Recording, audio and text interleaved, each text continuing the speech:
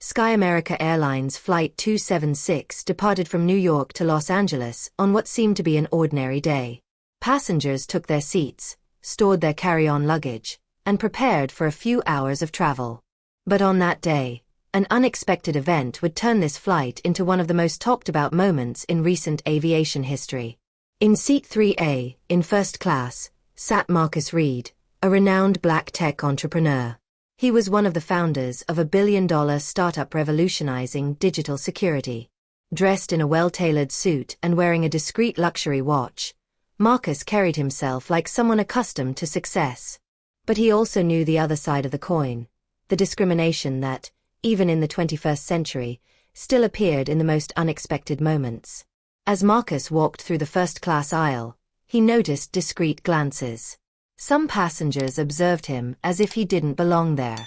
Unfortunately, this wasn't a new feeling for him. But what he didn't know was that this time, the situation would take on proportions he could never have imagined.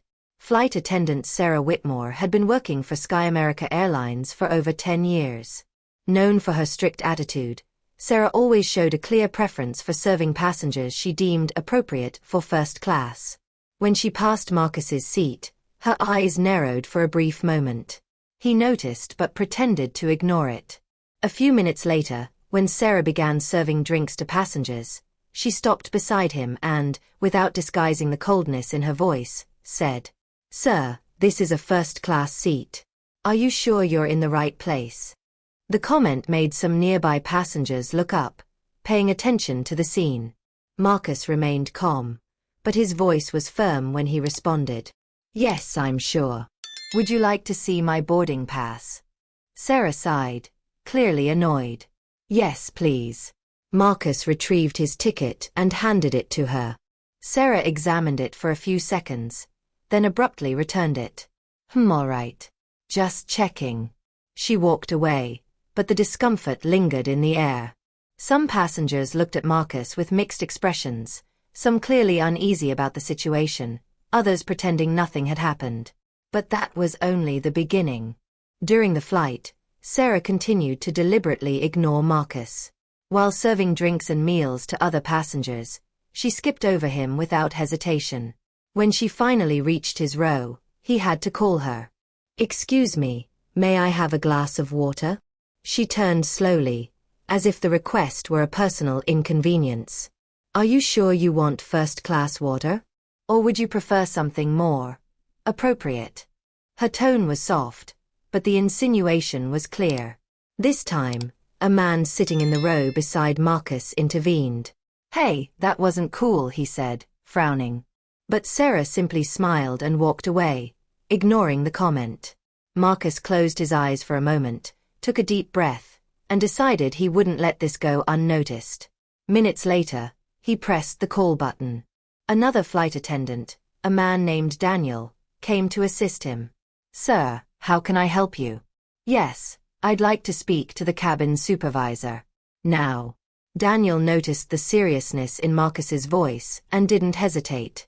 Shortly after, the cabin supervisor, a woman named Melissa Carter, arrived. "Good evening, sir. How can I assist you?"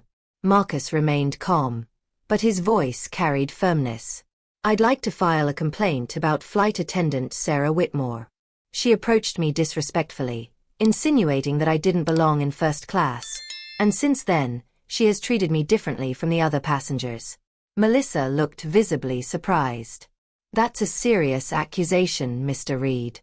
Do you have any witnesses?" Before he could respond, the man in the adjacent row raised his hand. "Yes, I saw everything. She was extremely rude and clearly prejudiced." Melissa took a deep breath. "I'll speak with her right away, sir." She walked away, leaving a tense atmosphere behind. At the back of the cabin, Melissa found Sarah and called her for a private conversation. "Sarah, I just received a serious complaint about your behavior." Sarah crossed her arms. "About what?" "That passenger in 3A. "Yes. He reported that you treated him in a discriminatory manner. And there is a witness who confirmed it." Sarah rolled her eyes. "Look, I was just doing my job. Some people just don't understand that we have rules to follow. Melissa narrowed her eyes. Sarah, he is a first-class customer. And even if he wasn't, all passengers must be treated with respect. You know that. He's overreacting. Those people always do. Melissa was silent for a moment. The way Sarah said "those people" was enough to confirm her suspicions. I need you to step away from service for now. Stay in the crew area until the end of the flight. What? This is ridiculous. No. What's ridiculous is discriminating against a passenger. Now, do as I asked. Sarah huffed but complied. Melissa returned to Marcus. Mr. Reed, I'd like to apologize for our employee's behavior. We have removed her from service, and your complaint will be forwarded to the airline. I appreciate it, Melissa. This isn't just about me. I hope this doesn't happen to anyone else. The flight continued without further incidents. Sarah remained isolated, and Marcus was finally able to relax. But what he didn't know was that this story was far from over. Upon landing in Los Angeles, passengers began disembarking, but the tension from the flight still lingered in the air. Marcus Reed grabbed his carry-on bag, thanked the crew members who treated him with respect, and walked toward the exit. But before leaving, cabin supervisor Melissa Carter called him. Mr. Reed, may I speak with you for a moment? Marcus stopped and nodded. I want to reaffirm our apologies for what happened. I have already forwarded a report to the airline, and I can assure you that this type of behavior will not be tolerated. I appreciate it, Melissa. I hope this ensures that no one else goes through what I did. Melissa then added something that caught Marcus by surprise. Actually, Sky America Airlines takes this kind of complaint very seriously. And you can be sure that this story isn't over yet. What Marcus didn't know was that one of the passengers who witnessed the incident had recorded part of the interaction and posted it on social media. The video captured Sarah speaking to him condescendingly and ignoring his service requests. Within hours, the video went viral.